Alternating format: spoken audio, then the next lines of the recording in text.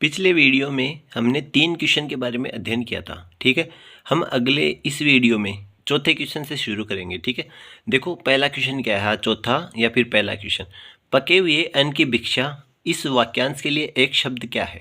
ठीक है, हम ऐसे जैसे कि कुछ टॉपिक है ना, जैसे एक शब्द हो, पर्यायवाची हो, विलोम शब्द हो, इनको क्या है कि एक क्वेश्चन से करेंगे। ठीक है, उसके साथ साथ कुछ और उनके उदाहरण देख लेंगे। ठीक है, जैसे कि यहाँ पे वाक्यांश के लिए एक शब्द है तो कुछ वाक्यांश के लिए एक शब्द और देख लेंगे, है ना। इससे क्या होगा, ये टॉपिक पूरा कवर हो जाएगा। वरना है ना, इनमें कुछ ऐसा नहीं है, इनको समझने जैसा कुछ नहीं है, बस हम थोड़ा कोशिश करेंगे, बाकी इनमें याद ही करना होता है, तो बार बार देखेंगे तो याद हो जाएगा। पके हुए अन्न की भिक्षा इस वाक्यांश के लिए एक शब्द कौन सा है। ठीक है, ऑप्शन है मधुकरी, दुर्घर्ष, लोमश, दुर्भिक्ष। ठीक है, तो इसका उत्तर होगा ए, मधुकरी। ठीक है, और देखो अन्य ऑप्शन क्या क्या है, दुर्घर्ष। ठीक है, इसको दुर्घर्ष बोलो, दुर्दांत बोलो या दुर्दम्य बोलो। ठीक है, इसका अर्थ देखो दुर्दम्य से साफ साफ स्पष्ट होता है, दुर्दम्य। ठीक है, यानी जिसका दमन कठिन हो। ठीक, यानी जिसका दमन करना कठिन हो। अगला है दुर्भिक्ष।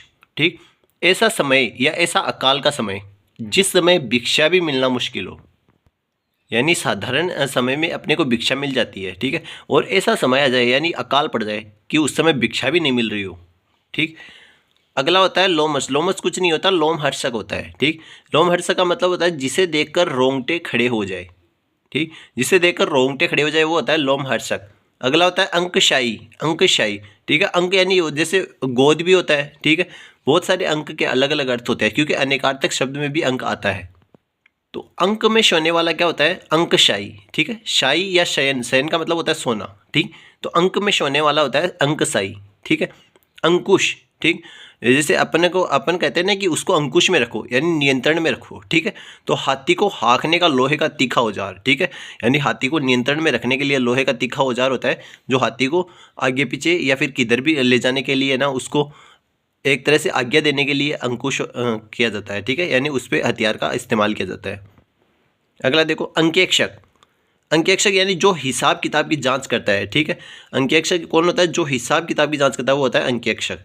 अगला होता है अंगरक्षक। आपने देखा होगा, मतलब मूवी में कहते हैं कि ये उसका अंगरक्षक बन गया, यानी किसी के शरीर की रक्षा करने वाला।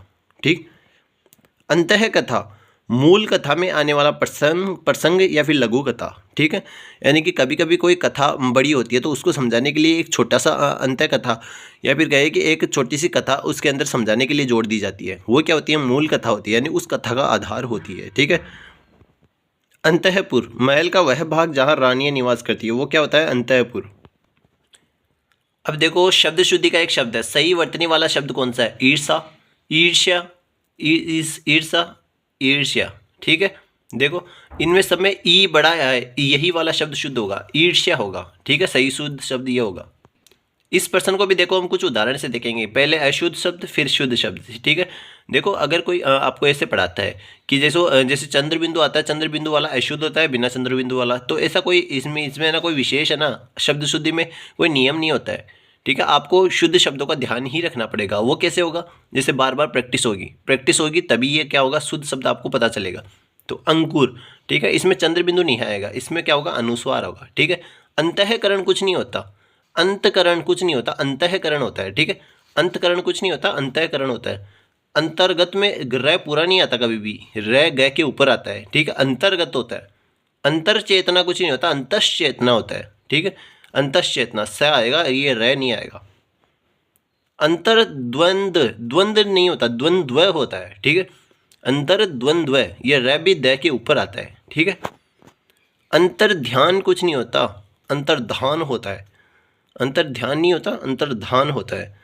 अंतरात्मा नहीं होता, अंत आत्मा होती है, अंतरात्मा होता है। ठीक है, अंतरात्मा नहीं होता, दो रह नहीं आते इसमें, अंतरात्मा होता है सिर्फ। अंतर साक्ष्य नहीं होता, अंतः साक्ष्य होता है। अंतर साक्ष्य नहीं होता, अंतः साक्ष्य होता है। अंताक्षरी नहीं होता, अंत्याक्षरी होता है। अंत्याक्षरी ए फिर आधा तय आता है, ए पे अनुस्वार आता है, त्याक्षरी। ठीक है, अंत्येष्ठी नहीं होता, अंत्येष्टि होता है, ऐसे टमाटर वाला आता है यहाँ पे। ठीक है, अंत्येष्टि नहीं, अंत्येष्टि होता है। अंधेर या अंधेरा कुछ नहीं होता, इसकी जगह आता है अंधेरा, यानी चंद्र बिंदु आता है। देखो पहले वाले में है ना चंद्र बिंदु नहीं था, हटाना था ये, और यहाँ पे चंद्र बिंदु आएगा, ठीक है। तो ऐसा कोई नियम नहीं होता कि चंद्र बिंदु वाला अशुद्ध हो जाए और बिना चंद्र बिंदु वाला अनुस्वार वाला क्या हो जाए, शुद्ध हो जाए, तो ऐसा कोई नियम नहीं है। अन्वेषण, अन्वेषण नहीं होता, अन्वेषण होता है, आदन्य आता है यहाँ पे, ये है ना अनुस्वार नहीं आएगा। तो ये देखो अनुस्वार की या फिर कहेगी चंद्र बिंदु की यही गलतियाँ हो जाती है। अकस्मात, अकस्मात ऐसा नहीं होता, तय क्या होता है, आधा होता है, इसमें अकस्मात में तय हलंत होता है। अगला देखो, कृतज्ञ शब्द का सही विलोम शब्द क्या है? ऑप्शन है दयालु, उदार, कृतज्ञ, निर्दय, ठीक है। तो इसका सही विलोम होता है कृतज्ञ, ठीक। शब्द और विलोम देखो उसके कुछ, देखो अगर अंगीकार आ जाए तो उसका हो जाएगा अनंगीकार, स्वीकार आ जाए तो अस्वीकार, अंतरंग आ जाए तो बहिरंग, ठीक है। अंतर्गत आ जाए तो बहिर्गत, अंतर्द्वंद्व है बहिर्द्वंद्व, अंतर्नाद बहिर्नाद, अंदरूनी बाहरी, अंधकार प्रकाश कहें या है आलोक कहें, ये दोनों इसके विलोम शब्द होते हैं, ठीक है। अकर्मक, सकर्मक, अकर्मण्य, कर्मण्य या कर्मठ, ठीक है। अकर्मण्य का कर्मण्य या फिर कर्मठ। अकाम का निष्काम या सकाम दोनों होते हैं, ठीक है। अकाम का निष्काम भी होता है, सकाम भी होता है, ठीक है। अकाल का होता है सुकाल, अकेला का होता है साथ, ठीक है। और अक्षम का होता है सक्षम, ठीक। अकेला का होता है साथ, अक्षम का होता है सक्षम, ठीक है। एक बार दोबारा देख लो इनको।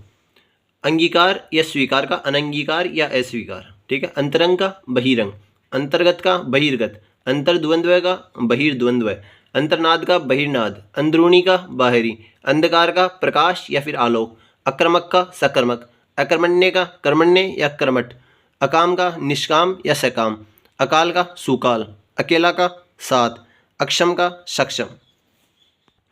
अगला क्वेश्चन पर्यायवाची पे, निम्न पर्यायवाची शब्दों का मिलान करें, ठीक है। एक तरफ है अंक, अंधु, अंग, अक्षर, ठीक है। हम देखो कुछ उदाहरण नीचे देखेंगे तो नीचे सिर्फ इनके ही देखेंगे, ठीक है। इसके अलावा बहुत सारे हो जाते हैं, वरना एक साथ बहुत ज़्यादा हो जाएंगे पर्यायवाची, ठीक है। तो पर्यायवाची देखो इनके ऑप्शन देखिए, ब्रह्मा, वपु, गोद, बेड़ी। मैंने बोला था अंक का अर्थ क्या होता है, गोद होता है, ठीक है। तो अंक का मिलन तो क्या हो जाएगा, गोद हो जाएगा, सीधा सीधा, ठीक। अंक तो क्या हो जाएगा, गोद पे आ जाएगा, ठीक। और देखो अब देखो इनमें से क्या पता है आपको, अंग क्या होता है, अंग वपु होता है, ठीक है। अंग का मतलब होता है वपु, ठीक है। वपु बोले, शरीर बोले, अंग का मतलब, ठीक है। अंधु या फिर अक्षर, पहले अक्षर का देखो, ठीक है। अंधु यानी वैसे बेड़ी होता है, अंधु यानी क्या होता है, बेड़ी होता है, ठीक। और अक्षर का मतलब क्या होता है, अक्षर का मतलब होता है ब्रह्मा, ठीक है। अब देखो इनको ढंग से देख लो, नीचे है ना, अक्षर का मतलब होता है अक्षर, ठीक है। या फिर अक्षर या फिर वर्ण बोले या फिर हर्फ बोले, ये इसके क्या होते हैं, पर्यायवाची होते हैं। ए आदि वर्ण वो भी क्या होते हैं, अक्षर होते हैं। अनंत कहें वो भी अक्षर है। अनाश्य यानी जिसका कोई आश्चर्य नहीं है, ठीक है। अमर यानी जो मरता नहीं है, वो भी क्या है, अक्षर है, ठीक है। अक्षर देखो इसका अर्थ देखो, अक्षर, शर यानी जिसका शरण नहीं होता, ठीक है। यानी जो नष्ट नहीं होता, जो विलीन नहीं होता, ठीक है। तो वो क्या होता है, अक्षर होता है। अविनाशी, तो इसका मतलब अविनाशी जिसका विनाश ना हो, ठीक है। ईश्वर, ईश्वर मतलब जो सर्वस्व है, सर्ववेता है, ठीक है। निराकार यानी जिसका कोई आकार नहीं है, ब्रह्मा, ठीक है। ये सारे के सारे किसके हो जाएंगे, अक्षर के हो जाएंगे। अंधु, अंधु का क्या हो जाएगा, अंधु का हो जाएगा घुंघरू, ठीक है। घुंघरू के अलावा झांझ, नुपुर, पाजेब, पादागंध, पादांगद, पादांगद, पायल, बंधन, बेड़ी, ठीक है। घुंघरू, झांझ, नुपुर, पाजेब, पादांगद, पायल, बंधन, बेड़ी। अंग का क्या हो जाएगा, अंश, खंड, पक्ष, व भाग, विभाग, संभाग, हिस्सा, अवयव, उपांश, कलेवर, काया, गाथ, गात्र, घटक, तन, देह, बदन, वपु, शरीर। एक बार फिर से देखो, अंग का होता है अंश, खंड, पक्ष, भाग, विभाग, संभाग, हिस्सा, अवयव, उपांश, कलेवर, काया, गाथ, गात्र, घटक, तन, देह, बदन, वपु, शरीर, ठीक है। अगला देखो अंक का, अंक का होता है आंकड़ा, क्रमांक, गिनती, चिन्ह, प्रतीक, संस्था, ठीक है, संस्करण। इसके अलावा अंकवार, आगोश, उपस्थ, क्रोध, गोद, पहलू। इसके अलावा देखो दाग, दूषण, निशान, हिंसा, ठीक है। देखो ये सब के सब अलग अर्थ में होते हैं, ये सारे के सारे एक अर्थ में होंगे, ये सारे के सारे एक अर्थ में, ये सारे के सारे एक अर्थ में। फिर से देखो, अंक का आंकड़ा, क्रमांक, गिनती, चिन्ह, प्रतीक, संस्था, संस्करण। अंक का अंकवार, आगोश, उपस्थ, क्रोध, गोद, पहलू। अंक का दाग, दूषण, निशान, हिंसा। अगला क्वेश्चन आता है, देखो मुझसे चला नहीं जाता, इस वाक्य में कौन सा वाच्य है? ऑप्शन है कर्म वाच्य, कर्तरीवाच्य, भाववाच्य, इनमें से कोई नहीं। ठीक है, देखो वैसे देखो मुझसे चला नहीं जाता, इसमें क्या है, पहली बात तो पुल्लिंग और एक वचन में है ये वाक्य। ठीक है, और देखो से करण कारक का प्रयोग हुआ है, तो सारे के सारे इशारे किसको करें, ऊपर से है ना, इसमें असमर्थता का भाव है, यानी मुझसे कोई कार्य किया नहीं जाता, इसका मतलब असमर्थता है, तो ये क्या हो जाएगा, सीधा सीधा भाववाच्य हो जाएगा। अब देखो हम इस क्वेश्चन से पूरा पूरा वाच्य जो टॉपिक होता है वो पूरा पढ़ लेंगे। ठीक है, वाच्य का मतलब क्या होता है, बोलने का तरीका। ठीक है, और वाच्य को किस प्रकार से बोलते हैं, तो 3 प्रकार से वाच्य को बोला जाता है। पहला होता है कर्तरीवाच्य। कर्तरीवाच्य यानी जिसमें बोलने का संबंध किससे हो, कर्ता से हो। कर्मवाच्य जिसमें बोलने का संबंध किससे हो, कर्म से हो। भाववाच्य जिसमें बोलने का केंद्र बिंदु न तो कर्ता हो न कर्म हो बल्कि भाव विशेष होता है। देखो कर्तृवाच्य में तो बोलने का संबंध कर्ता से होता है। ठीक है, यानी कि कर्ता के संबंध में कुछ बोला जाता है। कर्मवाच्य में जिसमें बोलने का संबंध कर्म से हो, यानी कर्म के संबंध में कुछ बोला जाता है। ठीक है, भाववाच्य में बोलने का संबंध या केंद्र बिंदु ना तो कर्ता होता है ना कर्म होता है, बल्कि क्या होता है, भाव होता है। इनमें पहला देखो कर्तृवाच्य। कर्तृवाच्य यानी बोलने का केंद्र क्या हो, कर्ता हो। इसमें कर्ता को केंद्र में रखकर कथन किया जाता है। जैसे देखो उदाहरण, लड़का खाना खाता है। ठीक है, यानी कर्ता कैसे केंद्र हुआ, देखो अगर लड़का की जगह लड़की कर दें तो कर्म बदल जाएगा, लड़की खाना खाती है। ठीक है, यानी क्रिया पर प्रभाव पड़ा, कर्म नहीं सॉरी, क्रिया पर प्रभाव पड़ता है। ठीक है, यानी कि अगर कर्ता बदलने से अगर क्रिया पर प्रभाव पड़ता है, ठीक है, तो वह होता है कर्तृवाच्य। ठीक है, पहली बात। इसमें क्रिया का लिंग वचन कर्ता के अनुसार आता है। ठीक है, ये हमने देखा ना कि अगर लड़का आया तो खाता है, लड़की आई तो खाती है। और उदाहरण देखो, जैसे कि उदाहरण, सुनीता आम खाती है। ठीक है, अगर इसकी जगह राम हो जाए तो राम आम खाता है। ठीक है, यानी कर्ता का लिंग और वचन किसके अनुसार चेंज हुआ, क्रिया का लिंग और वचन किसके अनुसार चेंज हुआ, कर्ता के अनुसार। ठीक है, मनीष खीर खाता है। ठीक है, अगर इसकी जगह मनीषा हो जाए तो मनीषा खीर खाती है। ठीक है, यानी कि क्रिया का लिंग और वचन कर्ता के अनुसार चेंज हो रहा है। ठीक है, बदल रहा है, तो इसका मतलब क्या हो गया, इसमें प्रभावी कौन है, कर्तृवाच्य प्रभावी है। कर्तृवाच्य का दूसरा नियम देखो, क्रिया क्रम के अनुसार आई तो भी क्या है, कर्तृवाच्य होता है। तो इसमें देखो क्या होता है, भूतकाल में सकर्मक क्रिया होने पर कर्ता के आगे ने कारक चिन्ह लगता है। यानी कि अगर प्रश्न में है ना भूतकालिक सकर्मक क्रिया आ जाए, ठीक है, तो उसमें है ना कर्ता के आगे ने कारक चिन्ह लगता है, और क्रिया कर्ता के अनुसार न आकर कर्म के लिंग और वचन के अनुसार आती है। यानी कि अगर भूतकाल में अगर सकर्मक क्रिया का प्रयोग हो तो कर्ता के आगे क्या आता है, ने कारक चिन्ह आता है। इस बार कर्ता क्रिया को प्रभावित नहीं करेगा, इस बार कर्म प्रभावित करेगा क्रिया को। ठीक है, यानी कि सकर्मक क्रिया में भूतकालिक आ जाए तो कर्ता के आगे ने कारक चिन्ह लगता है। दूसरी बात कि ने कारक चिन्ह लगने के कारण कर्ता के कारण क्रिया पर कोई प्रभाव नहीं पड़ेगा। इस बार कर्म के कारण क्या होता है, लिंग और वचन बदलते हैं। ठीक है, उदाहरण देखो, सीता ने केला खाया। ठीक है, इसमें देखो अगर अपन कर्ता को बदल के देखें कि राम ने केला खाया, तो क्रिया पर क्या हुआ, खाया पर कोई प्रभाव नहीं पड़ा। लेकिन देखो अगर हम कर्म को बदल दें, यानी सीता ने इमली खाई, ठीक है, अगर इमली अपने कर्म को बदल दिया तो यहाँ पे क्या हुआ, क्रिया के लिंग और वचन पर भी क्या हुआ, प्रभाव पड़ गया। ठीक है, पहली बात इसने बोला क्या खाया, तो केला खाया, इसका मतलब सकर्मक क्रिया। ठीक है, और खाया आया, इसका मतलब क्या हुआ, ये भूतकालिक क्रिया है। ठीक है, भूतकालिक सकर्मक क्रिया है, तो इसमें क्या हुआ, कर्ता के आगे ने कारक चिन्ह आया। ठीक, इस बार कर्ता का कर्म क्रिया पर कोई प्रभाव नहीं पड़ा। इस बार कर्म को बदलते ही क्या होगा, क्रिया बदल जाएगी। जैसे राम ने जलेबी खाई, ठीक है, तो यहाँ पे क्या हुआ, ने कारक चिन्ह आया कर्ता के आगे, लेकिन ये जलेबी है ना, इसके कारण ये क्रिया क्या आ गई, खाई। ठीक है, अगर इसकी जगह मैं ऐसे कर दूं, राम ने आम खाया, तो यहाँ पे अगर कर्म को बदला तो यहाँ पे क्रिया भी क्या हुई, बदल गई। ठीक है, लेकिन अब एक बात और ध्यान रखो, हमने क्या देखा, ऐसे उदाहरण देखे जो सकर्मक क्रिया के भी थे, अकर्मक के भी थे। लेकिन देखो कर्तृवाच्य में सकर्मक और अकर्मक दोनों क्रियाएं हो सकती है। ठीक है, यानी अगर कर्तृवाच्य ढूंढना है तो हमें क्रिया से कोई पता नहीं चलेगा कि वह सकर्मक है या अकर्मक है, हमें अन्य नियमों का पालन करना होगा।